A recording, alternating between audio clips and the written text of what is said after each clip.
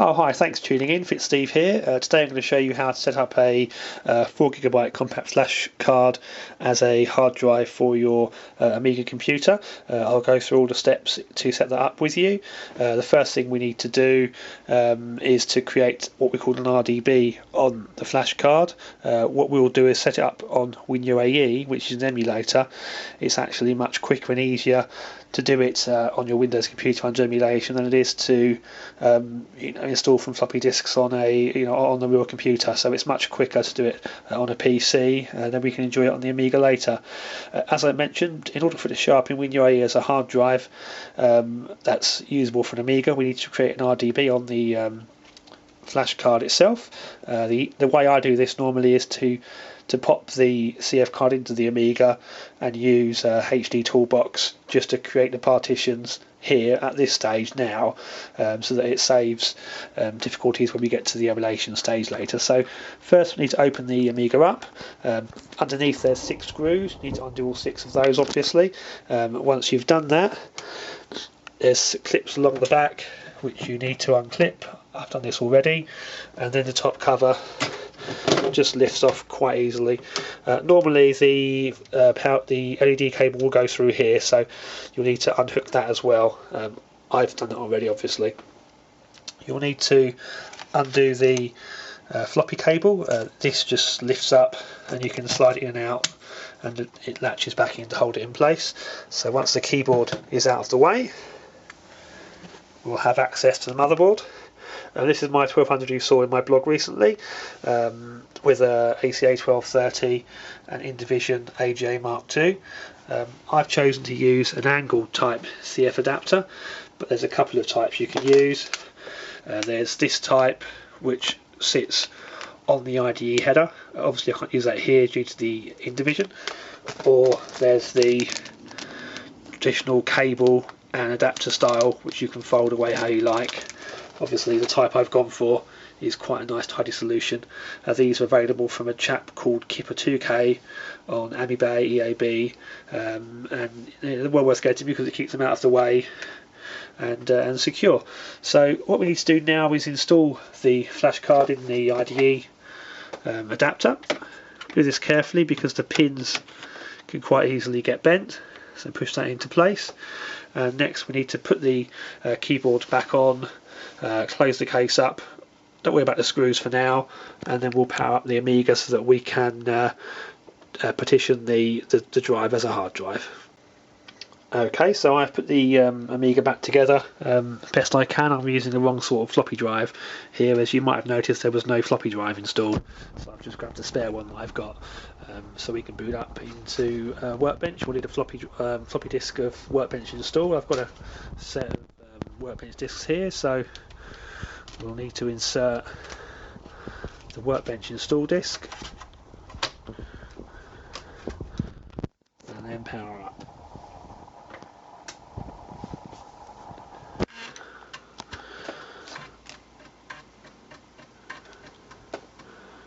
It takes a little while to boot up. Floppy drives aren't quite as fast as modern flash hard drives, so we'll just boot into Workbench so I can show you how to set the flash card up. Now let's get the right channel, that will help.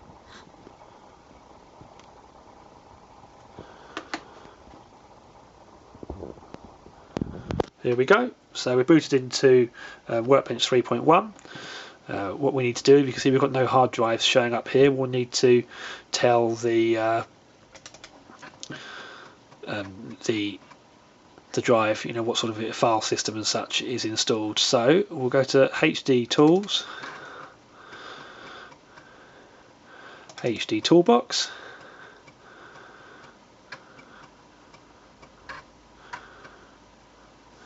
now you see we've got an unknown device picked up on the IDE. That's our flash card. So we change drive type. There's some from other drives set up before, but we'll define a new one here so that we can see what it's actually doing. If I read to configuration and continue, That will set our drive's perimeters. Ignore these minus figures, it gets everything right, so you don't need to worry there. So we'll click OK, and now OK again. And now we're ready to partition our drive. It sets the default 2 giant 1.9 gig partitions. I recommend doing maybe 3 partitions. We'll do a small one about 200 meg. 190 is fine for the DHO. You must press return for any changes you type in these boxes to save. Catches a lot of people out. And for the second partition, we'll make it maybe 1.7. Then we'll do a third partition. In here.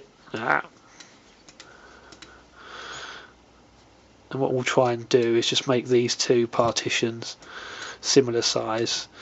With the fast file systems there are some limitations, so it's advisable to, I think, to keep below 2 gig the partitions, although I'm sure if you install other file systems there you can use larger partitions and indeed larger drives, but today I'm just showing you the basic setup procedure just to get you up and running. You can obviously learn the more advanced settings later on. And there's one thing we need to change though here under advanced options, and that is something called the max transfer. And this will cut down the size of files which can be transferred. There's a bug in the Amiga IDE where you'll get corrupt files without changing this. So it's OX1 big F big E 00, and then you must press enter again, and you must do this for all partitions.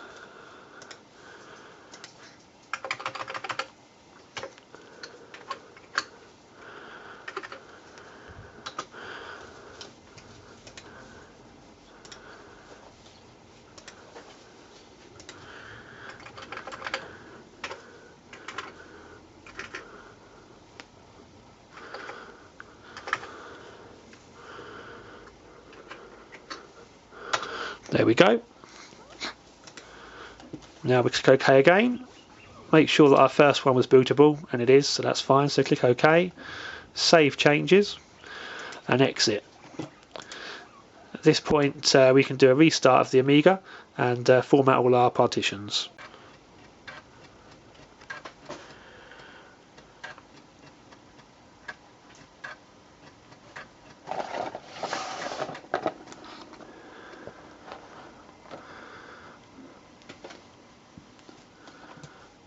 Okay, now you can see our 3 partitions have shown up with some sort of garbage names there.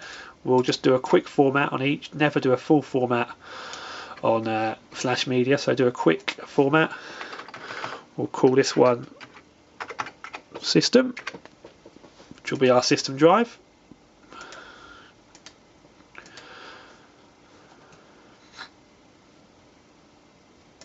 The second drive we'll call Work.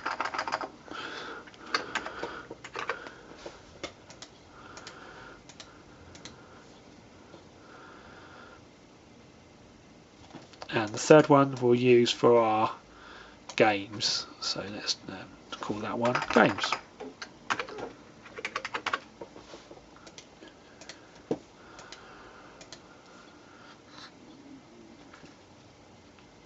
Okay, it's our drive ready now to install Workbench on. We could do it all through the floppy disks and such. It's quite time consuming, so now we'll step over to an emulator on Windows and do all the work there. I'll be installing something called Classic Workbench, and I'll be including how to install WHDLoad games and set up your drive assigns as well, so you can use them all on the games drive. So I'll do that. I'll set that up now and come back to the video shortly. Welcome back. We're now ready to install Classic Workbench and games onto our 4 gig CF card, which you can see I've got here. For this procedure we're going to need a flashcard reader, a USB reader, which I've got here, and obviously our flash card. You also need a few bits and pieces on your PC ready to go as well. You'll need to download and install WinUAE, which is the emulator we're going to use, and we'll use Classic Workbench. This is the Classic Workbench website. The version you pick all depends on what Amiga you've got and what sort of setup you want. If you've got a standard A1200, for example, I'd suggest going for the light, or if you've got 4MB RAM as well, the light version's good. If you've got 8 or more RAM, then the full version is good to go for. It's got a few more features, such as the iGame launcher where you can have nice screenshots, so I suggest full if you've got 8 or more meg. If you've got an 030 processor, the advanced SP, and 16 meg of RAM or more, they're definitely well worth looking at. Lots more eye candy. All the Classic Workbench packs have directory opus and other useful utilities installed for creating ADFs and all sorts, so they're really good for people coming back to the Amiga scene to use. Even if you've only got an A600, for example, there's an A600 version as well, so there's versions for all Amigas basically. We're going to go with the full version for this installation, which, as you can see, has directory opus, magic icons. There's a few themes we can choose as well during the install. So let's find the download link for that.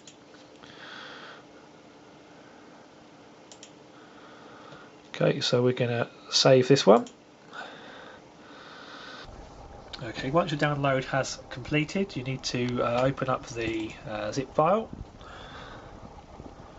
And we need to get the system.hdf file. I'm just going to drag that into a folder over here, which I've named Classic Workbench. For our procedure, that's the only file we need from the Classic Workbench archive, unless you want to read the instructions, which is probably a good idea actually at this stage. You'd have a read through the Classic Workbench instructions. We need some more bits and pieces for this procedure. We need obviously our games, which we can download from WHDLoad.com. The games are downloaded individually, so you'll just pick the games that you want. I got them previously as complete packs, so I've got all the games already, but these are pre-installed versions of the WHDLoad games, which you can use with your Classic Workbench install. So I have them all obviously over here. We also need to, for activation of Classic Workbench, ADFs for Workbench 3.1 or 3.0. We also need a 3.1 ROM that we're going to use with the emulator. Okay, so next we're going to run WinUAE now and go through the activation process for Classic Workbench using our Kickstart ROM and our Workbench disk images. Now, on the icon you need to right click and run as administrator. This is so that we can access our hard drive later, the flash hard drive. If you don't do this, then you can't access that. So what we need to do, we're going to choose our model as an A1200. That's already selected for us. Under CPU, I'm going to choose 68040. That's going to make things faster, and enable JIT as well. That will again make things faster when we come to setting up. Under ROM, I'm going to pick our 3.1 ROM that we acquired, and under RAM I'll add some Z3 fast RAM. Again, this speeds up all the processes. Under hard drives, we add a hard file, and then we browse to the system.hdf that we downloaded from the Classic Workbench site. Click open and click OK. Make sure it's bootable and read write. It should be defaulted that way, so click OK. And next we're ready now to start the emulation.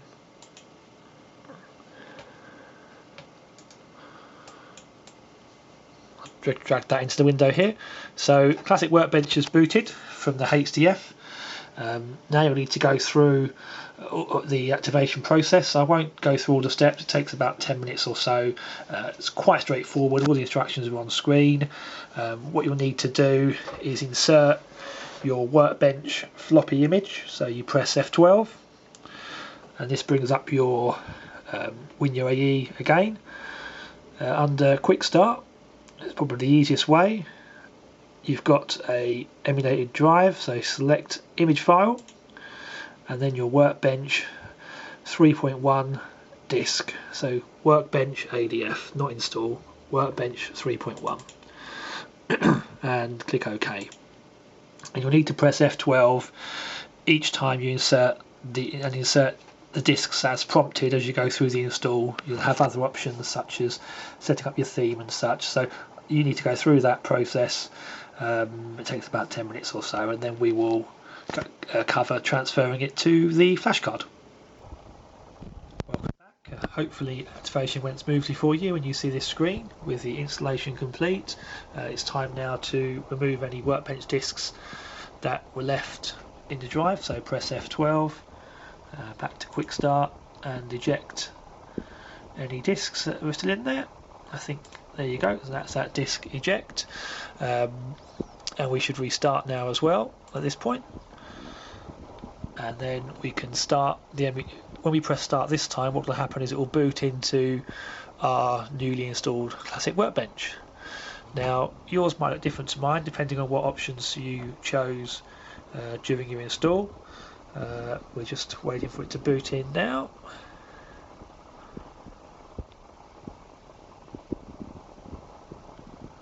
Here we go. So I chose one of the themed options. Gives it a bit more eye candy. Just have a sort of click around, familiarize yourself with the Workbench. Normally it runs a bit faster than this, so I think I've got something on the install, not on the setup of the emulator, not quite right. What we need to do is rename the system drive. I'll just call it System 1. The reason being is when we add our hard drive in a moment, it will also be called System, and will probably confuse things if there's two drives with the same name. So now we've renamed that, we're ready just to do a quick restart and add that other drive as well. So press F12 and restart, and when we go to hard drives, we add hard drive, and from this list, it takes a moment just to pull the list up.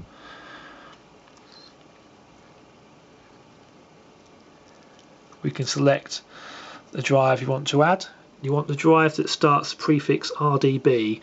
That's a disk that we set up on our real Amiga. You must click read write and then add hard drive.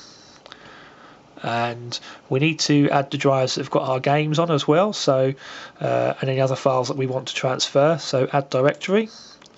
I'm going to call it PC, and we're going to select it, the directory we want to use. So I've got my files in a WHDLoad folder, so let me pick that now. So it's basically wherever on your hard drive that you installed your files. So there we go. So select that folder. Okay, so now you have your PC folder, which has got your games in it, your hard drive you're going to put Workbench onto, and your main booting drive still is the HDF of Classic Workbench. So that's ready to press start again now.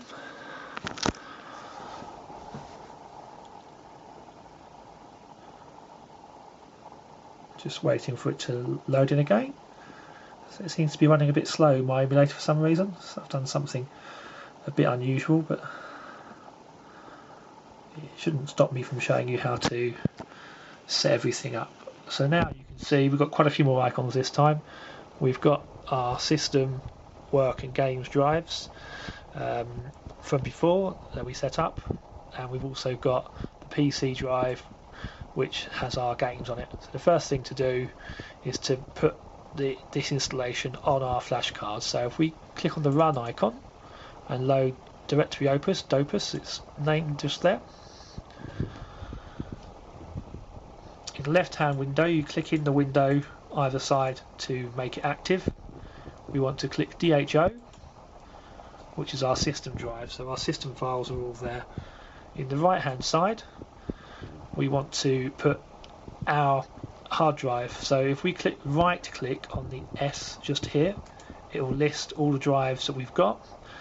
If you remember, we named our drive system, our compact flash drive, so we'll double click on that one, and now we've got system, a blank empty space this side.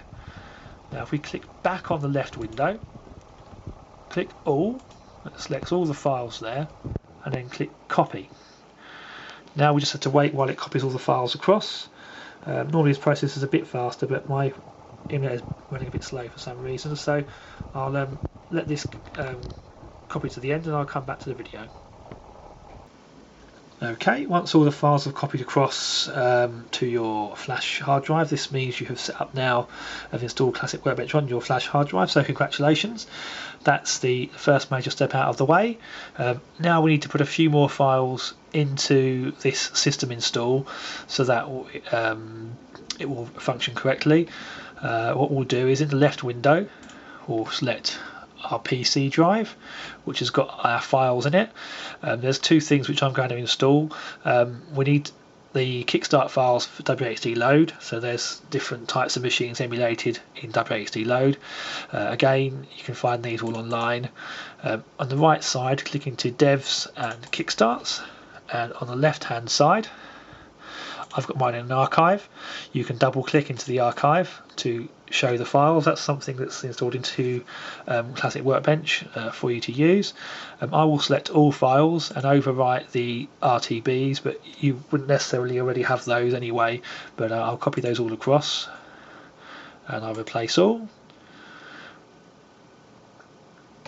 And if we go back to our system drive and use the parent button to get back to our root, if you like, of the system drive, we're going to scroll down to S for sugar and then go back to the left hand drive and parent as well, and we want to copy across our WHDLoad key, so I'll double click into that archive as well. Just need the first key. We don't need any of the backups at this stage, they're just backups in case your key is lost or becomes corrupt. So you can purchase that online. I suggest you do that, as some games need you to have WHDLoad registered in order to work, and it will get rid of the nag screen as well. So this is my own personal key which I'm copying across, so that's done as well now. Our next step would be to copy the games across. What I'm going to do is, on the left hand side, I'm going to go back to DHO, and in the right hand side I'm going to pick our games drive. Now what we need to do is click on games, that also selects the games icon, and we're going to copy this all across to our games drive.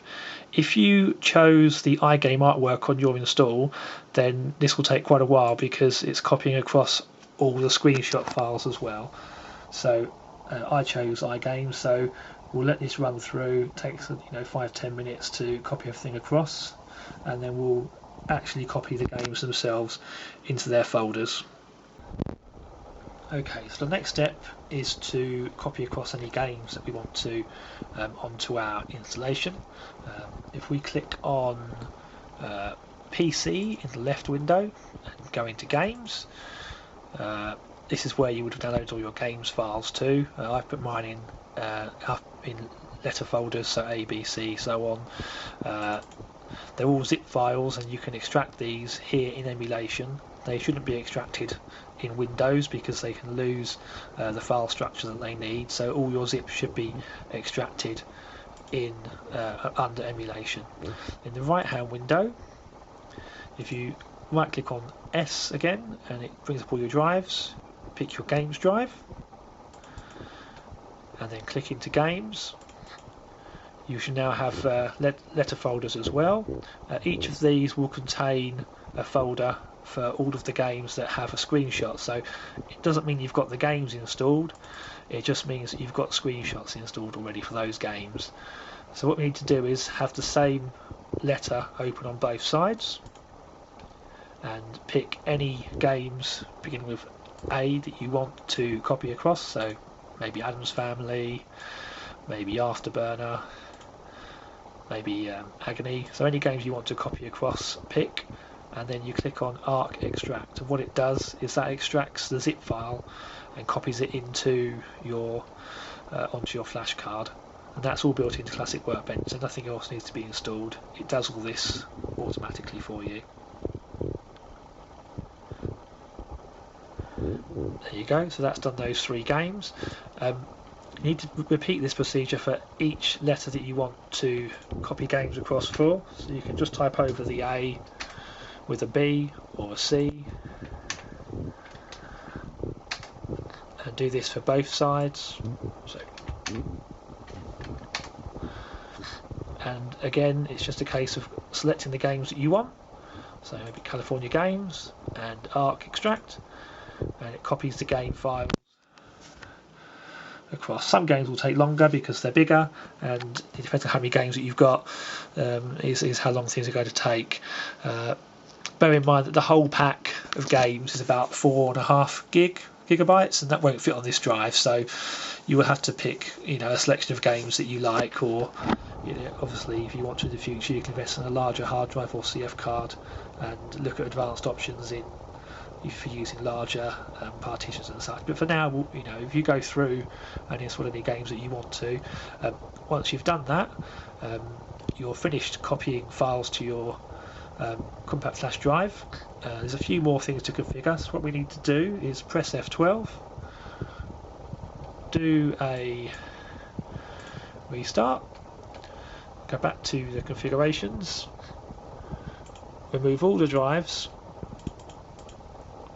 so there's no drives left, then click add hard drive again and just pick our hard drive, so the RDB one.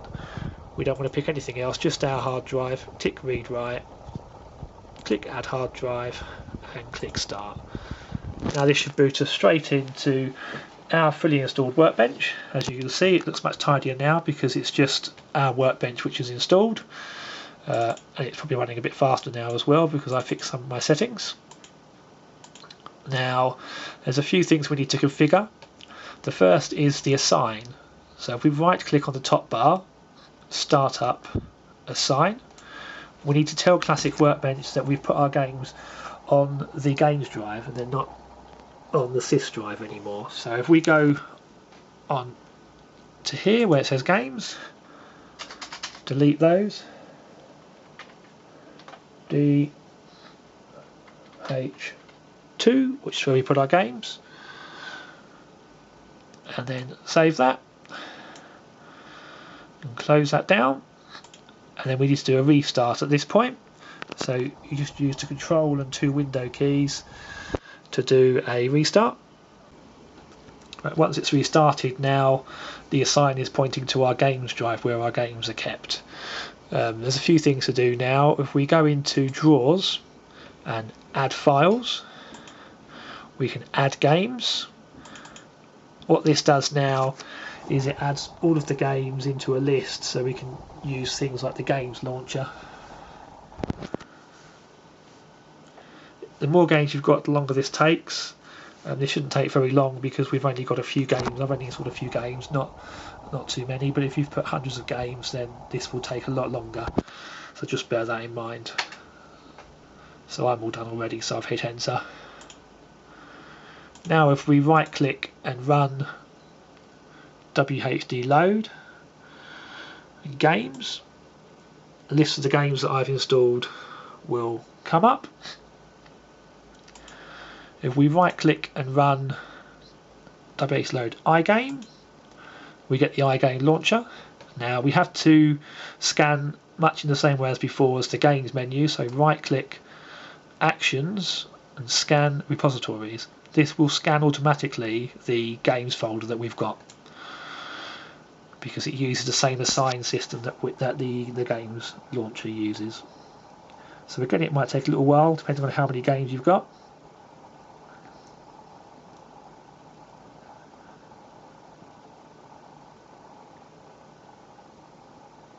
There we go. So that's done quite quick because I've only got a few games.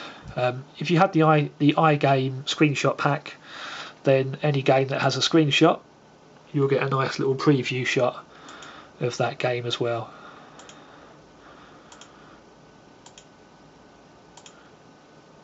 And that's it. We're done now with the installation.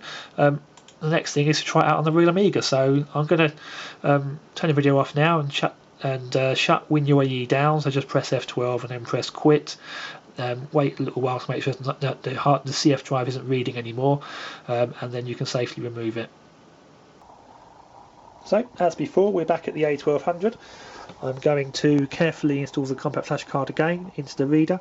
Remember, those Liz pins are very delicate, so it's quite easy to damage those if we're not careful. So let's slide that gently in, and it's just a case of putting the A1200 back together again, and then we can test it and make sure it all works. Right, so that's rebuilt sort of. I'm going to switch on the 1200 now. Make sure you've removed your floppy disk out of the floppy drive, otherwise it will try and boot from that and not from your flash card. So here we go. It's loading up straight off of the flash card, which is good news. That means everything was set up correctly. It should load straight into our workbench. There you go. So that's all been done as you've seen me do it step by step, and it should work quite fast because my Amiga's got an 030 processor in here. There's so much installed, it'll take ages to go through with you all of the options in Classic Workbench, but I'll just show you the games running. If you get it again, if you right click and click Run, WHDLoad, iGame. As before, under emulation, you can see that your games are listed here in iGame, and the screenshots will all work as well. And to play a game, it's simply just a case of finding the game you want to play and double clicking. If you have your own registration WHDLoad, then your name will pop up and you won't get the nag screen. I think it's about £10 to buy that. It's well worth it. Most games do work without it, I must say, but you've got a nag screen you've got to sit through, which is never fun.